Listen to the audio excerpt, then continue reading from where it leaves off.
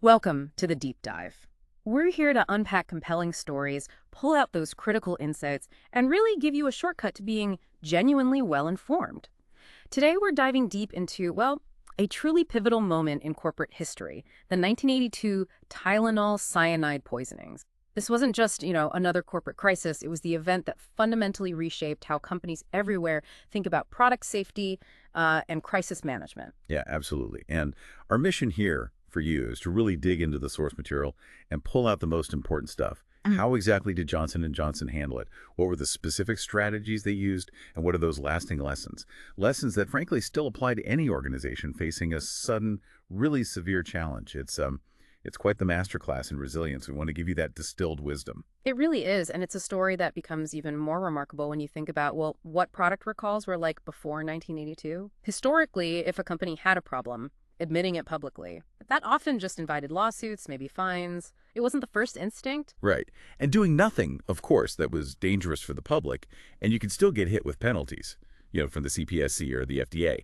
But things were starting to shift a bit by then. Companies were becoming maybe more sensitive to public opinion. Yeah, exactly. And voluntary recalls were starting to become more common, a way to, protect the public and maybe salvage your reputation. But Tylenol, wow, they took that whole idea and just elevated it to a whole new level. Okay, so let's maybe unpack this a bit, starting with some general principles. Our sources really emphasize that a truly strategic recall, it has to think about everything, like implications across all business functions, right? From being ready before anything happens, all the way through to reintroducing the product after the storm has passed. That's absolutely right. When a company finds itself needing to recall something, management faces these four critical communication decisions right off the bat. And each one is vital, not just for ticking boxes, but for, brand survival.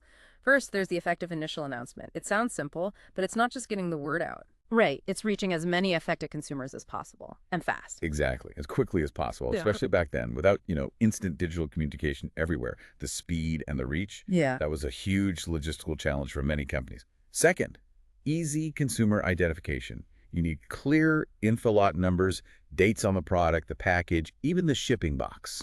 So you can pinpoint the problem, maybe avoid recalling everything if it's just one batch. Precisely. It prevents a total, often incredibly costly recall if only a part is bad. Third is the adjustment offer. What do you give back?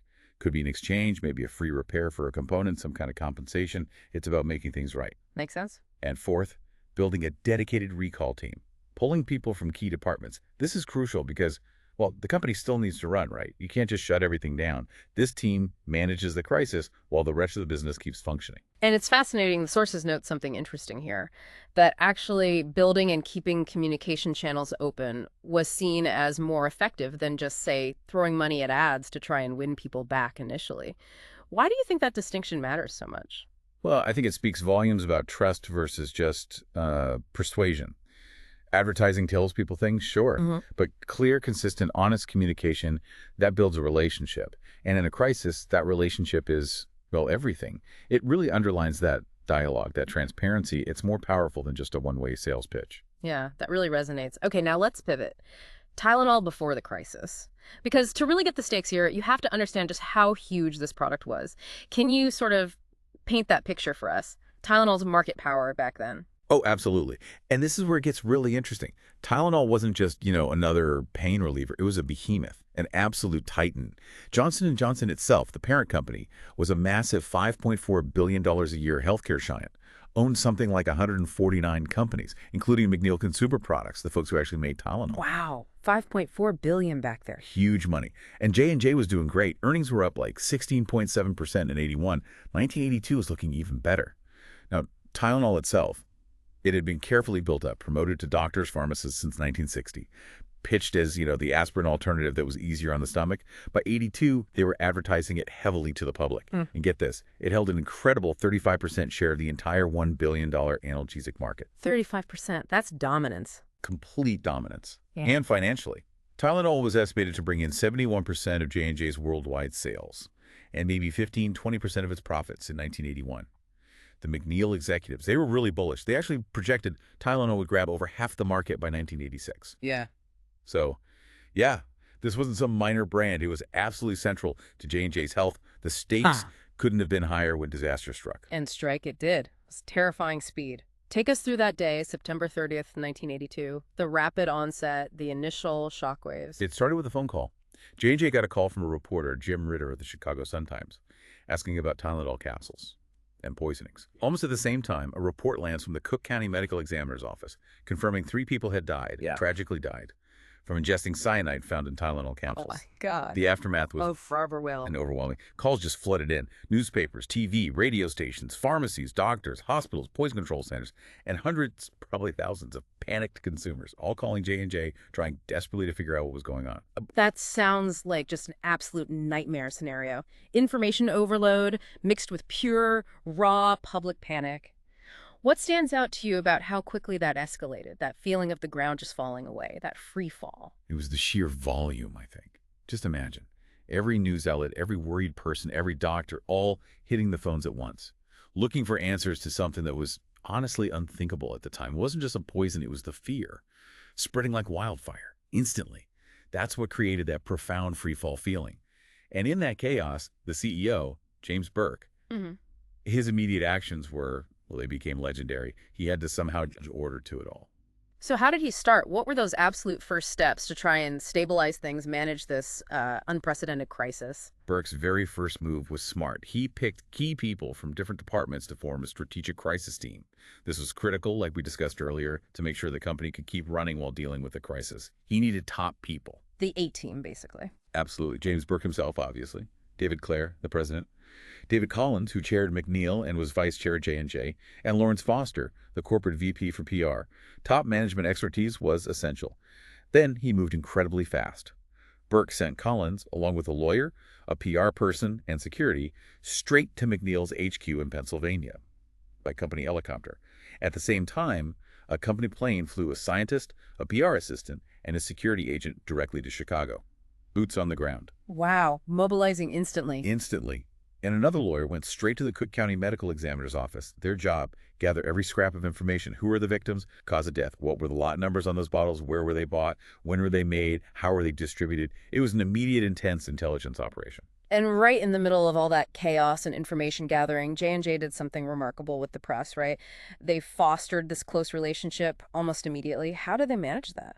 Especially when they needed to get info out fast, but also stop more panic. That's a really key part of the story. Their transparency. They didn't just put out skiff press releases. They actively used the calls flooding in from reporters. They saw it as a direct line to get accurate, up-to-the-minute information out there. They viewed the media essentially as a partner in calming the public, not an adversary. That's quite a different approach than hiding. Radically different for the time. It was a strategy of, almost radical openness, trusting that facts, delivered quickly, would beat back the rumors and the fear. Now, initially, the company recalled all 93,000 bottles from that specific Chicago plant's lot. That was expensive in itself. Just the telegrams cost $500,000. Yeah. And McNeil immediately pulled all Tylenol advertising. Okay. But then came a crucial discovery. Okay. A 6th victim? Poisoned by capsules, yes, but from a lot made at McNeil's other plant, down in Round Rock, Texas. This was huge. Huge, because Yeah. that meant it couldn't be a manufacturing problem at one plant. It had to be something else. Exactly. It proved that tampering must have happened outside the manufacturing process. It wasn't something wrong inside J&J's walls. It pointed towards tampering happening later, probably at the retail level somewhere in Chicago. That discovery was pivotal. Right. It shifted the narrative from maybe an internal quality failure to an external criminal act. Precisely. And armed with that understanding, Burke took this incredibly bold, proactive stance on a full recall, even when others were hesitant. He immediately built good working relationships with the police, with health authorities. He flew to Washington, met with the FBI, the SDA, and he actually pushed for a recall of all extra-strength Tylenol capsules nationwide. Even though the FBI and FDA were reluctant at first. Yeah, they were worried. Would it encourage copycats? Would it cause even more public anxiety? Legitimate concerns. But Burke insisted. Public safety had to come first, period. And then the very next day, another poisoning happened, this time out in California. That sealed it. The FDA agreed. J&J recalled all 31 million bottles of Tylenol capsules. Retail value, over $100 million.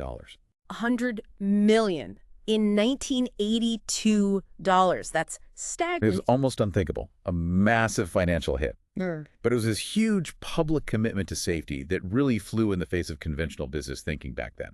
So the immediate crisis is addressed. The recall is underway. How did they even begin to think about the rebuilding phase?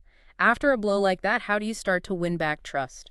Well, Burke didn't waste any time. He formed another strategic group, again with key executives, specifically to oversee task forces at McNeil. Their focus was basically twofold. First, the practical side. Develop a new tamper-resistant package, something that really didn't exist in a widespread way before this. Right, that triple sealed packaging we see now basically came from this. Largely, yes. This event drove that innovation. But second, and just as crucially, they commissioned a big survey. They need to really understand what consumers were thinking. How did people feel? What were the conflicts this created in their minds? How's the public reacting? They needed data, not just gut feelings. Smart, go straight to the source. What did that survey find? The results were sobering, but also insightful. First off, awareness was sky high. 94% of consumers knew about the poisonings. You couldn't escape it. The good news, though, was that 87% of people who actually used Tylenol, they understood the company, the maker, wasn't actually responsible for the deaths. Okay, so that external tampering message got through. That's huge. It was huge. Yeah. But there was significant bad news, too. 61% of people surveyed said they were unlikely to buy the extra-strength capsules again. And 50%, half the people, felt the same way about Tylenol tablets, even though they weren't involved. The brand itself was deeply wounded. Wow. So despite knowing J&J wasn't technically at fault, the fear factor was still massive. Exactly. But buried in that data was a really crucial insight, something that guided their whole comeback strategy. Okay, what was that? It turned out that people who used Tylenol frequently were much more willing to return to the product than infrequent users. Burke actually reflected on this. He realized Tylenol's original trust wasn't just built on advertising. It was built because people often first took it in hospitals or on doctor's recommendation, often when they were sick, vulnerable, maybe in an emotional state. So it wasn't just a casual purchase. There was a deeper, almost a therapeutic bond of trust there for many users. That's exactly the implication. Yeah. It wasn't just brand preference. It was deeper trust, built person to person, doctor to patient over years. Okay, so connecting that insight to the bigger picture. How did they use that? How did they leverage that knowledge about the loyal users and that original trust? That leads to the bold rebuilding strategy, right? It really does. Yeah. They essentially decided to go back to basics, back to how that trust was first built. J&J mobilized an army of salespeople, 2,259 of them, not just from McNeil, but from all their domestic subsidiaries. Their mission: go out and talk to doctors, talk to pharmacists, persuade them to start recommending Tylenol tablets again, just like they had done 22 years earlier when launching the product. Wow. Replicating the original launch strategy, but for a recovery. Exactly. It was personal. It was professional. It leveraged those existing trust networks. And you combine that grassroots effort with Burke's very public, very transparent handling of the whole crisis. Well, it worked. Public trust started to rebuild. Burke himself got widespread praise from analysts, from government officials, from the public. He really became the face of corporate responsibility. It was a masterclass in showing genuine care. So when we boil it all down, what are the ultimate takeaways, the guidelines that came out of J&J's handling of this, making it such a benchmark case? Well, our source material really distills it into about 8 key lessons, things J&J did right that others can learn from. First, pick the right people for your crisis team. You need managers, policymakers, people with real expertise from key departments. Makes sense. Get the A-team. Right. Second, make sure the company keeps running during the crisis. You Yeah. can't just stop everything. Third, gather information meticulously. For testing, for investigation, facts are your best friend. Fourth, stay close to the press. Use them to stay updated and get accurate info out quickly. That transparency piece again. Absolutely. Fifth, work with the authorities, FBI, FDA, health departments. Be partners, not adversaries. Sixth, make the tough call. Announce the recall, even with that massive cost. That $100 million showed their commitment was real. Put safety above short-term profit? Precisely. Seventh, do the research. Conduct those public perception surveys. Understand what people are thinking so you can respond effectively. And finally, eighth, be willing to change the product itself if needed. Like abandoning the capsules for safer tablets, at least initially. That showed they were serious about preventing recurrence. Taken together, all these actions demonstrated this unwavering focus on public safety. And that's ultimately what saved the brand and, frankly, redefined corporate responsibility. It's just an incredible story. The Tylenol crisis really did become the gold standard, didn't it? A case study taught everywhere on how a company can face an existential threat, put people first, choose transparency, and not just survive, but actually come back stronger in terms of reputation. Absolutely. And maybe that leaves us with a final thought for you, the listener, to mull over. How does this story, this example of being proactive, transparent, really focused on the consumer, how does it set a precedent? How does it influence what we expect from businesses today when safety issues arise? And maybe also in today's world with information and misinformation moving so fast, what role does that continuous learning, that adaptation J&J showed, play in just maintaining basic consumer trust? Something to think about.